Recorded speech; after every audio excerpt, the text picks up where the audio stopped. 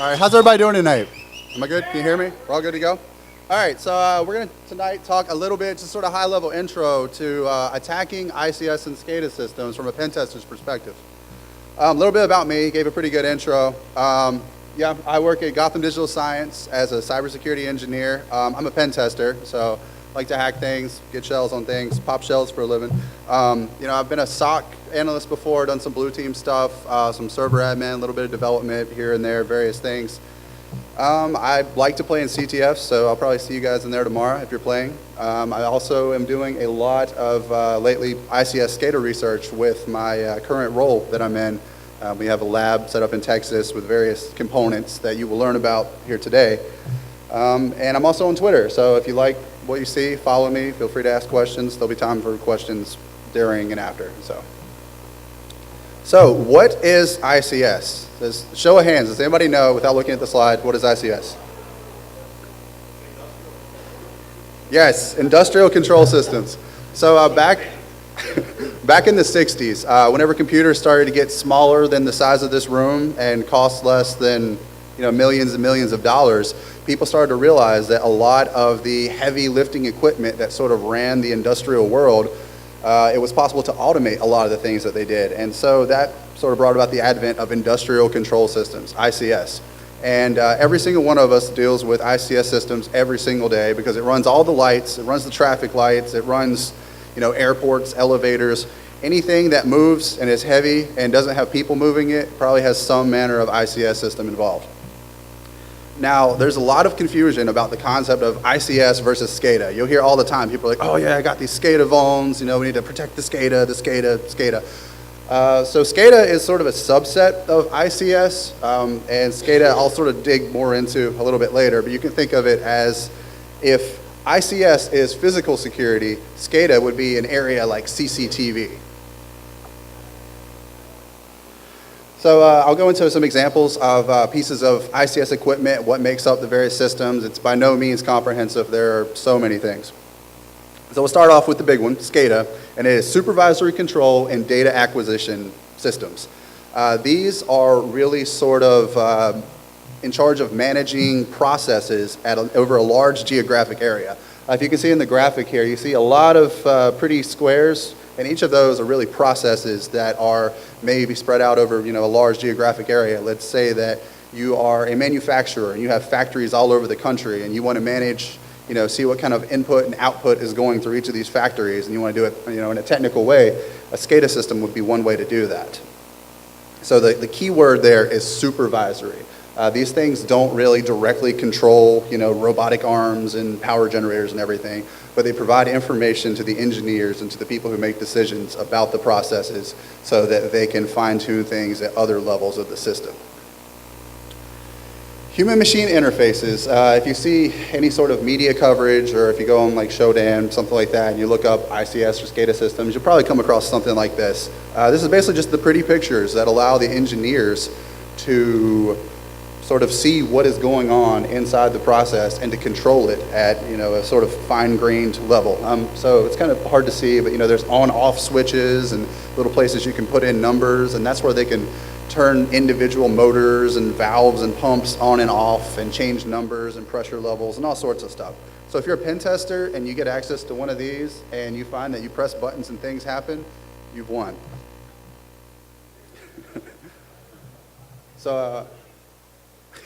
So next up we have distributed control systems, DCS. So these are somewhat similar to SCADA systems in that they are in charge of managing things and looking over a lot of different processes, but they're not going to be over a huge geographic area. Typically it's going to be inside the four walls of a building or a property or something. An example would be maybe a water treatment plant. It may be spread out over 10, 20 acres, but it's all going to come back to something like this. Or let's say you have a factory and you have assembly lines that make cars and you have 36 different assembly lines. This thing is going to be one of the components that's sort of managing and controlling all of them at once and sending out orders of who needs to turn on, who needs to turn off, and things along those lines. The next step down, and probably one of the most common things, are going to be PLCs, programmable logic controllers, sometimes programmable logic circuits, you'll hear them called. These sort of sit a lot closer to the moving pieces of the processes. So what they do basically is they take data from the SCADAs and the DCS, and to use the metaphor of the factory from before, if we had 36 different assembly lines that are talking to the distributed control system, the PLC, the programmable logic controller, is going to be in charge of a single one, and it's going to get its orders from, up above, and it's just going to keep going until it gets down to actual, nuts and bolts moving parts. So another piece of equipment that you'll find a lot that is really essential to being able to monitor things is RTUs, remote terminal units, and these will sit fairly close to the moving parts, and also they'll be close to the PLCs. And their main job is to collect data from any sort of sensors and check for inputs and outputs and sort of send that data back to, the SCADA system or the distributed control system, something along those lines. Basically to just sort of get, a really finely grained vision of what's going on inside of the process. Then we have these little weird things called data historians, or, just historians. And they sort of exist at all different levels of the architecture, and their primary goal is to collect logs and just to store any sort of sensor data, inputs, outputs, orders given, anything along those lines. And it's for multiple purposes. Let's say that you have a catastrophic physical failure and you want to figure out what happened. If you have the logs, you're good. Also, for regulatory requirements, a lot of in the energy industry, for example, if you don't have the logs of, your emissions and how much you're producing and things like this, there can be some huge fines. So these things are pretty important. Like I said, there are so many different pieces of equipment, and there are even more protocols that they speak. These are just some examples that you'll see. I mean, there's many, many more. Some of the more common ones are Modbus, DNP3, Open DNP3, things along those lines. For these protocols, a lot of times it's as simple as just a single register, just on, off. These are dead simple protocols a lot of the time, so that really comes in handy from a pen testing perspective if you can sort of get in the middle or if you can send some traffic, but we'll talk about that in a minute. So a typical ICS architecture is probably going to be made up something like the following. You're going to want to have three-ish zones. So you'll have your enterprise zone, and then you'll have your ICS DMZ and your process control zone.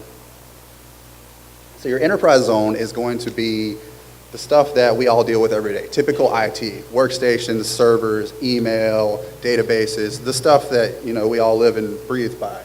And so nothing really exciting is happening there so much.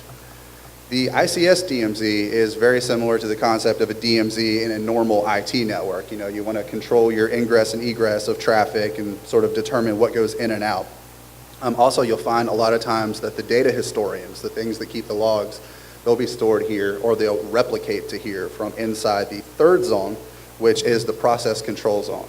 Now, this is the super sweet, awesome zone that you want to get to if you're a pen tester, and this is where all the actual ICS stuff lives. Ideally, you don't want this to be accessible at all from the enterprise zone, and you want access from the DMZ to be limited to read-only type things, if at all possible. It's not always the case. Air gapping is never truly air gapped. So, if you want to sort of take a deeper dive into what that process control zone looks like, though, they're typically also made up of a layered architecture. In the upper layers, you'll have your supervisory things. In the middle, you'll have your middlemen, and then you'll have nuts and bolts moving parts at the lower parts. So in the uppermost layer is where you're going to find your human machine interfaces, the pretty pictures, and then the SCADA systems, the things that are just big picture. Hey, here's what's going on through all the different layers, and these are where most of the time the engineers and the process architects and all the people are going to be sitting, and they're going to be interacting with the processes and sort of controlling what's going to happen. Typically it's engineering workstations, and they may have various specialty types of software they're using, or they may just have the pretty HMI pictures where they're just clicking buttons on and off. This talks primarily to the middle layer, and you'll see a lot of different protocols, but DNP3 and Modbus are pretty common. In the middle layer is the middleman stuff, so to speak, and that basically just relays orders from the top layer down to the relays orders from the top layer down to the lower layer, and then relays data from sensors and outputs and whatnot from the lower to the upper. And since it talks both ways, it can speak the Modbus and the DMP3, and then it can also speak HART and Profibus and all these various protocols. So these things are sort of the middleman pieces of equipment. They're the field controllers. This can be your PLCs that are out there, and they're getting orders from above, and they're trying to coordinate a lot of the smaller pieces to go and do things. To sort of visualize it a little better, let's say that up there at the top, you have your engineers sitting there, and they're making changes, and they're saying, hey, we want to produce 56 cars, and then they send it out to the middle layer, which goes and coordinates and says, okay, we have 36 assembly lines, these 12 are capable of doing this. So you guys spin up, and each of you make a certain number. And then at the bottom layer, you have the things that are actually controlling the robotic arms and, the conveyor belts and whatnot, and are actually making it. And these are your field devices, the remote terminal units are collecting data about, hey, it took this long for this process to happen, and then, it did this and that. And that is really sort of where, the nuts and bolts meat of where you want to be able to get to for a pen test is. If you can't, and if you can get up to the top and you can send traffic down, that's good. But if you can get access to that, just completely game over. So I've talked, a little bit about attacking what you want to get into as a pen test. So obviously, why we're all here is risk. And with ICS, because it's tied to such critical systems, chemical production, food production, energy grids, there's a lot of risks involved. And it's made worse by the fact that when these things were originally designed back in the 60s, typically they weren't designed with security in mind, because the internet was in its infancy at that point. You didn't really have to worry about somebody being able to, run a port scan on your production network. So typically the only security that was in place was physical security, guns, gates, guards, that sort of thing. But another thing that is also sort of driving the fact that the risks are becoming higher for ICS and SCADA is that as things become more connected, people are going to focus more on security, and they're going to put out new products with security focus, but downtime on these things can be really bad. You have to schedule patching 2-3 years in advance sometimes if you're going to take down an entire plant, and it costs a lot of money to bring these things down. If your bread and butter of your company is you need this thing churning 24/7, and you take it down for 3 days, that could be millions of dollars worth of loss. Additionally, because these are such complex systems, if you patch something or introduce some sort of new equipment and something breaks, things can go very badly very quickly. And because these can be such critical systems, people can get poisoned food, you can cause blackouts all over the country, people can be injured, people can die, and you can blow things up, explosions. Does anybody have any questions? We good? Okay. So from a pen tester's perspective, we always want to think about, the threat model. What are the capabilities of the attackers, and who's going to want to go after this, and what are their motivations? So well-resourced and highly skilled attackers may completely skip all computery routes and just break into the building and plug something in, or blow something up with a bomb. But there's a lot of physical security that goes into these places. I don't know if any of you guys have ever seen a nuclear plant. Good luck getting in. The more common scenario is that they will try to compromise the enterprise network and then try to pivot from there through the DMZ into the process control zone.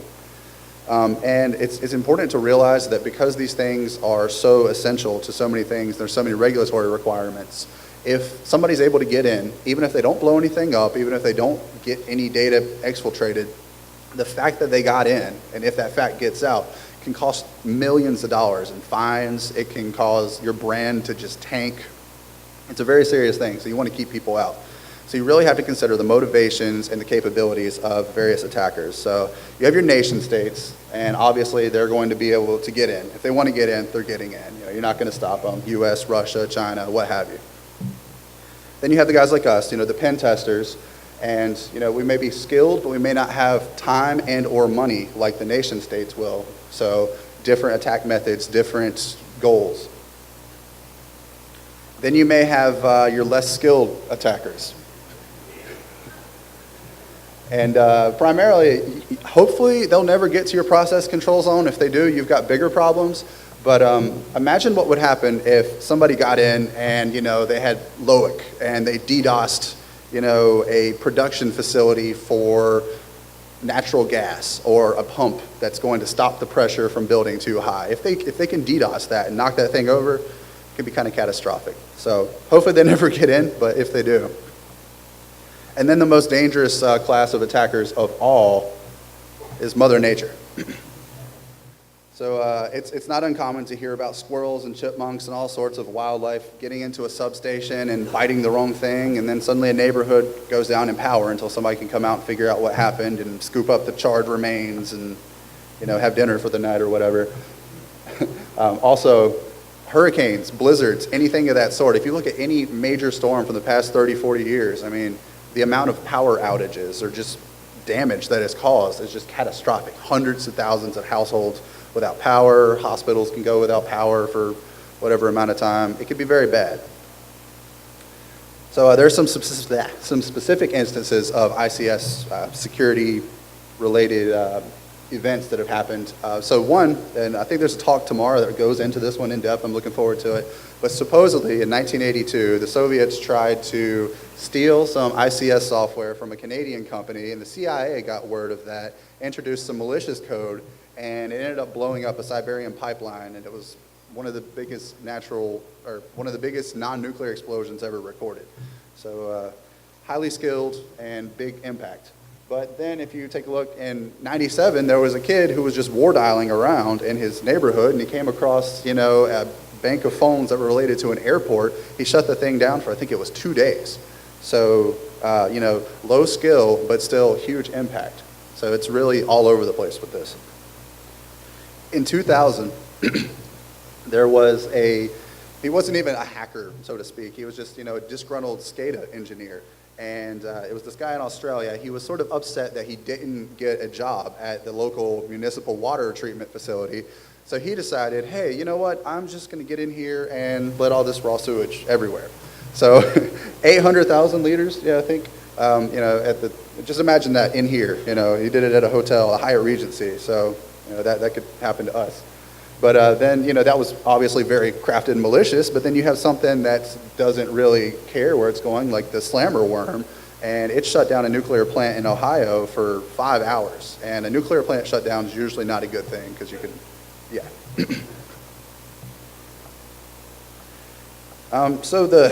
there's quite a bit of research that's gone into what can happen. So in 2007 at Idaho Falls National Labs, they did something called the Aurora Generator Experiment. And basically what they tried to do is figure out, with 10 to 12 lines of Python, what happens if you send a bunch of ICS, I believe it was DNP3 traffic at a power generator, and you just turn it off and on really fast. And I'll show you in a minute what happens.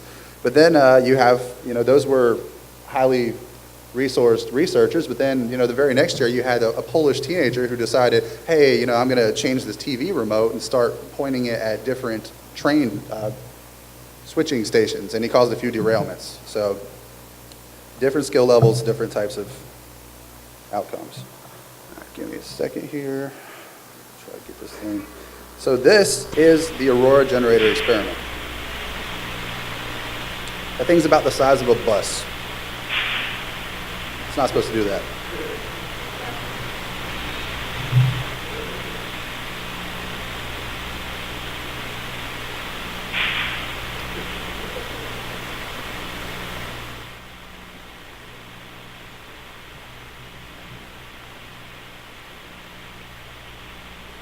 That's usually not good. Exactly.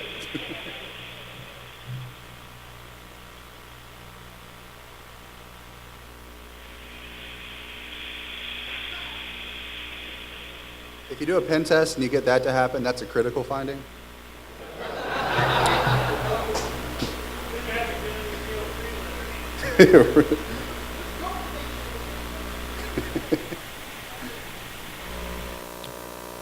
All right. So that was obviously a bad thing. Is it? Okay. So then in 2010, obviously Stuxnet was a big deal. This is a partially redacted picture of the actual Stuxnet worm, but it's de-weaponized. You don't have to worry about it getting you. But what it actually did was it went in, and between the human-machine interface and the programmable logic controllers, the PLCs, it was able to man in the middle of that traffic and sort of tell the engineers, hey, everything's fine, everything's cool, it's exactly what it's supposed to be, and then to the actual equipment, it's saying, yeah, break yourself. And then it broke itself. And then Russia likes to do a lot of stuff with this. In 2015, 2016, and then I actually read literally right before this talk, like last month in the Baltics, they keep going into all these power grids in Eastern Europe and the Baltic regions and just shutting down the power just for fun. And then to just be extra nice, they'll DDoS the call centers so people can't report the outages so it can last for a really long time. So there are some takeaways from this. So whenever you're attacking these things, a goal is obviously going to be a man in the middle. If you can get between into the traffic flow and you can send stuff up to the engineers and say everything's fine when everything's not fine, and then if you can make things not fine, obviously you're winning on that report. That's critical. It's also important to realize that there's often no authentication. So if you get a man in the middle and it's not one of the newer protocols that account for authentication, then any commands you send, it's just going to listen and be like, oh, you want me to blow myself up? Got it. So for a pen test, though, you really have to get the biggest effects. You want to combine process knowledge, so you want to know, what the actual system is trying to make, what its weak points are, and what would be the worst thing to fail. And you want to combine that with your security knowledge to try to figure out, okay, how can we get from point A to point B, and how can we write that up? And that's how you get a 5-star report, so many criticals. So with an ICS engagement, you really have to approach it in a special way. Obviously, based on what I've told you and just the way things are, if somebody gets into the lower levels of the ICS infrastructure in the process control network, it's game over. So if you want to really give a good pen test, you're not going to want to target that. The things you want to really go after are the network segmentation. Just check that. That is going to be the absolute key to providing a good ICS pen test. So one of the important things to consider with these type of engagements is that in order for them to sort of pivot from the enterprise, they've probably already compromised the enterprise. So when scoping these things, you really have to consider that you're already going to have domain admin, or you're already going to have some degree of control over the enterprise as a whole before you start trying to find ways to get into the ICS system. So whenever you're going in and you're trying to plan your attack, you need to have sort of a plan, and it's sort of 3 phases. You want to do intel gathering. You want to do a lot of that. Then you want to identify the entry points, just the cracks in the fence, in the wall, where you can just slip through. If you can do that, then you're in, you've won. And then from there, you want to make sure, okay, I could get in, but just how much can I get in? And then at that point, you really know the extent of the potential breach. So assuming that it's part of a larger red team style engagement, you may gain physical access to a facility. And if you can, you want to try and go and seek out engineering workstations or just desks. You want to look for meeting rooms with whiteboards, any sort of diagrams you can find. If you can find vendor payment bills, vendor statements, just try to figure out anything you can about, okay, what is in their ICS system, what types of equipment, what the network looks like, what it's actually making, and what it looks like from an architecture perspective. Every little thing helps. Also, if you have domain admin, you can sort of leverage Active Directory and any sort of access you may have to try to target individual people or groups. So you want to go obviously after the process engineers and the process operators, but also anyone that sort of does IT for the process systems, or if they have any sort of crossover functionality, then you want to go after them, because if you can, use their credits and use their credentials, and then you can use PS exec or something, or just get into their file shares, then you can really get in and sort of figure out what types of access they have, what types of files they have, and this can really help with narrowing down. Okay, if I were going to pivot from the enterprise to the DMZ and beyond, these are probably the people that would be able to do it through. So once you gain access to those people's systems, you really want to look for any kind of network documentation and diagrams and design documentation that you can find, because this can provide really useful information like host names and IP addresses, which, in a usual engagement, it's kind of useful, give you an idea of targets, but in this, it can be critical when you're trying to find pathways. So places that you can find this, if you get access to their workstations, check their documents, their downloads, whatever, but also if they have access to any file shares or SharePoints, things like that, you want to look for any type of documentation, Visio diagrams, PDFs, Word docs, pictures, any kind of notes that you can find. Anything that you can find that helps is going to make it easier later. Also, if these people work on the ICS process control network stuff, then they probably have some kind of notes or official documentation on how to actually interact with those systems. And if you can figure out, hey, we have this custom tool that if you just run this executable, it'll just drop you, connect you to a VPN or something that we just rolled in-house. If you can figure that out and ride on the back of that, you're in, easy win. Also, it's not uncommon because of the nature of these types of systems to find, shared credentials that might just be right there in the documentation.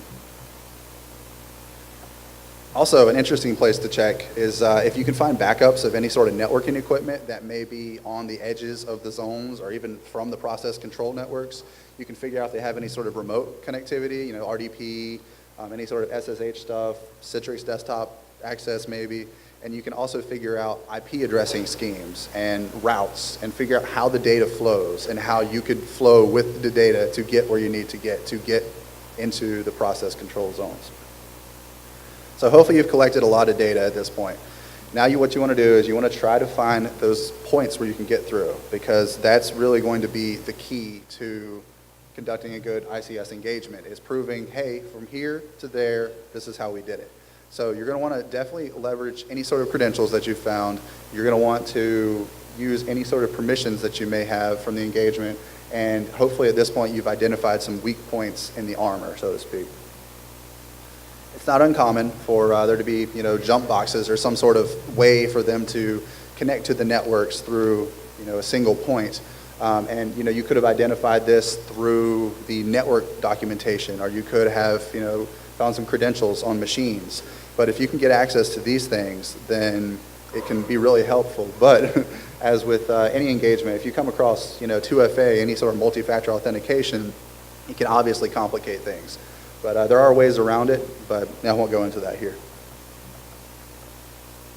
VPN access also, if you are able to figure out a way to just get dropped into a VPN that might connect to these networks, obviously that's going to be something that you're going to want to target. But as with anything else, multi-factor or 2FA, that can definitely complicate things. Targets of interest are definitely dual-homed hosts, so things with 2 or more network cards in them. If you can find systems that are maybe sitting in the DMZ and they connect to the enterprise network and to the process network, and if you're able to pivot through these machines, you might have an easy way in. It's actually fairly common to find at least 1 or 2 things like this, because historians need to be able to get the regulatory data out of the process control networks and to the regulators. There may be a sort of internet connection directly from one of these machines and it doesn't go through the layers, but typically there's going to be some way for that data to get from point A to point B, and you need to find it. One good way to find that is, if you can use your Windows tools, WMI and PSExec, and you find the users that are able to access these sort of things, if you can check any of their access logs or dump their routing tables and figure out, based on the reconnaissance that you had done previously of what the process control network IP ranges look like, you can figure out, hey, this guy is able to talk here and here, so this is probably a good spot to start. So that would definitely come in handy. But obviously that can be really time consuming, so for larger enterprises, you just gotta sort of hope you get lucky and land on a good target. A juicy target is going to be the historians, because they're going to have a lot of data of critical functions within the network, and if you're able to determine what types of stuff are being reported out to the historians, you can figure out what's important to that organization or important to the process overall. And that can make it a lot easier once you pivot into that area to figure out what your targets will be. So these are very juicy targets. They can be kind of hard to find because, you know, with each vendor, they have different ports and different protocols and different software, but there are typically some ways to find them. So hopefully at this point, you've got some sort of credentials or something, you found a way to get in, and you've been able to pivot through. But let's assume that, you know, you've run into, you know, a brick wall, so to speak, and you've found that, you know, you can't figure out any way to get credentials to stuff, but you can see the machines, but you can't figure out any way to get in. You know, the gateways might be perfectly patched, or you just don't have any sort of exploit to get in. Fear not, because weak passwords are here to save the day. There are a lot of reasons that there are password problems in these types of networks. Typically, if you are an engineer in one of these types of processes and you need quick access to something, say a nuclear reactor that might be melting down, a complex password can take time to type in, you may fat finger it, and that can be really bad, especially if you have any sort of password lockouts. And so due to the critical nature of these, a lot of times there is no password lockout. So you can just sort of brute force your way in. You know, you can brute force the passwords all day. Also, if you have credentials from the enterprise network, a lot of times you'll find that people will use them in both places just because it's easier to remember. Also, default credentials are very much in use. You know, there's a lot of times where they may lock down all the accounts they've created, but there may be an admin account that came fresh out of the box that nobody ever bothered to take down. You know, stuff like admin, roots, or manager and friend. I don't know what the story is with that one. But another way to sort of get credentials is if you check all the documentation, it's very easy to sort of understand based on the risks associated with it being hard to get into these things why they would do this. But if you're able to find official documentation on how to get in, you can probably find plain text creds in the network documentation.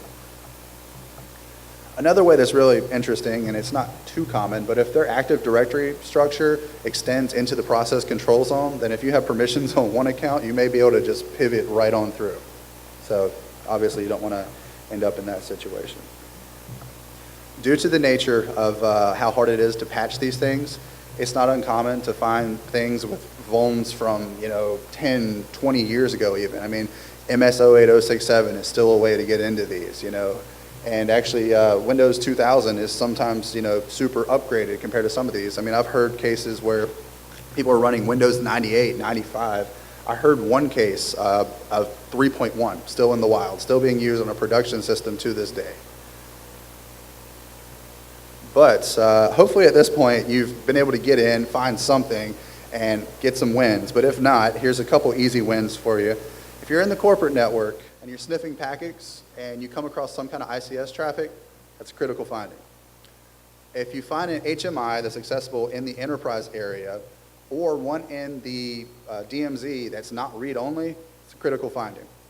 If you're able to get access to the enterprise network and then you just do an Nmap scan or a port scan or something, and then it knocks over something in the process control zone and kills a bunch of people, it's a critical finding.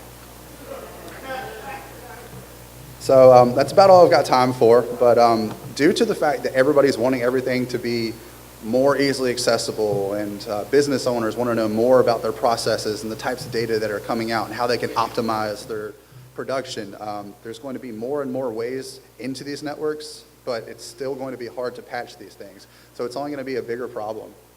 For my company, we've been doing a lot of research on this stuff lately, and this presentation is actually sort of the product of a couple of blog posts. We posted the first one this past week, we're posting another one next week, and we're just going to keep putting this stuff out. So more to come on this. This is a lot of fun.